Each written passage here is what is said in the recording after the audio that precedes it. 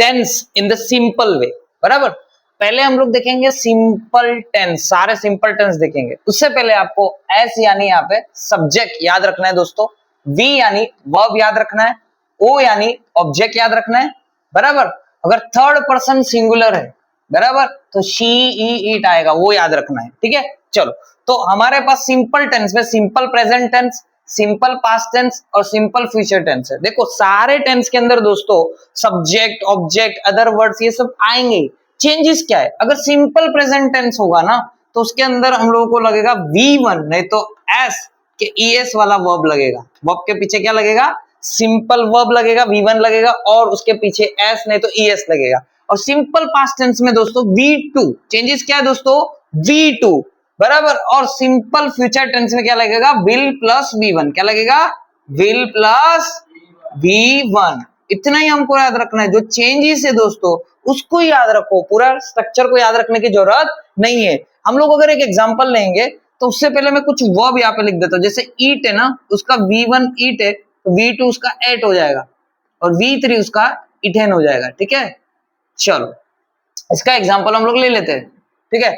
अब एक चीज है, सिंपल प्रेजेंट टेंस में एस ई एस कब लगेगा, तो वो याद करना है, थर्ड पर्सन सिंगुलर होगा तो क्या होगा, तो दोस्तों थर्ड पर्सन सिंगुलर होगा। तो जैसे ही, शी, इट होगा तो क्या लगेगा, वर्ब के पीछे एस नहीं तो ई एस लगेगा। और ई एस भी कब, कौन सी कंडीशन में लगेगा, तो वर्ब का ending TH, CH, double S, O, X, S होगा तो तब क्या लगाना है, ES। कंडीशन नंबर 1 वो सिंपल प्रेजेंट टेंस होना चाहिए, कंडीशन नंबर 2 वो थर्ड पर्सन सिंगुलर वहां पे होना चाहिए, बराबर। और ES के लिए कंडीशन क्या है, तो वर्ब की ending TH, CH, double S, O, X, S के साथ होना चाहिए, ठीक है दोस्तों। चलो एक एग्जांपल लेते हैं हम लोग। यहाँ पे अगर मैं लेता थर्ड पर्सन शी, तो आपको पता है कि उसके वर्ब के साथ क्या लगेगा, हम लोग इट वर्ब लेंगे तो S लगेगा। शी एड्स एन एप्पल, ठीक है, तो ऐसा बोल सकते हैं वो एप्पल खा रही है, ठीक है। चलो शी, अब V2 लगेगा, V1 का क्या होगा, V2, तो शी एट एन एप्पल, वो एप्पल खाई थी, बराबर, शी एट एन एप्पल। चलो अब क्या आएगा, वो एप्पल खाएगी तो शी विल, V1 लगेगा विल के साथ, शी विल प्लस V1 यानी she will eat an apple. यहाँ पे दोस्तों विल शेल भी यूज किया जाता है, बट विल सब जगह लगता है, इसके लिए मैंने डायरेक्ट विल ही रखा है, कोई कंफ्यूजन नहीं है, ठीक है।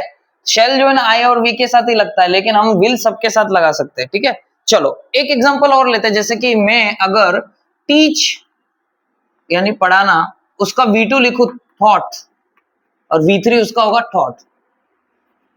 चलो उसका एग्जांपल लेते हैं। चलो सागर सर, अब सागर सर थर्ड पर्सन सिंगुलर है और हमारा कंडीशन क्या है, सिंपल प्रेजेंट टेंस है दोस्तों, तो हमको वर्ब के पीछे एस नहीं तो ES लगाना है। अब जो टीच वर्ब है उसके पीछे CH है तो हमको ES लगाना है, बराबर। सॉरी ये, तो Sagar sir teaches an English grammar, okay. चलो वही अगर मैं उसको पास्ट टेंस में ले जाऊं तो सागर सर थॉट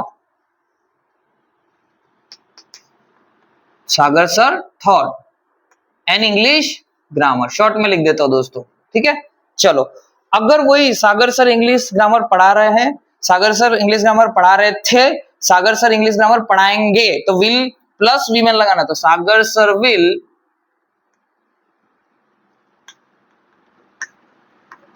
V1, उसमें हम लगा देंगे teach, Sagar sir will teach an English.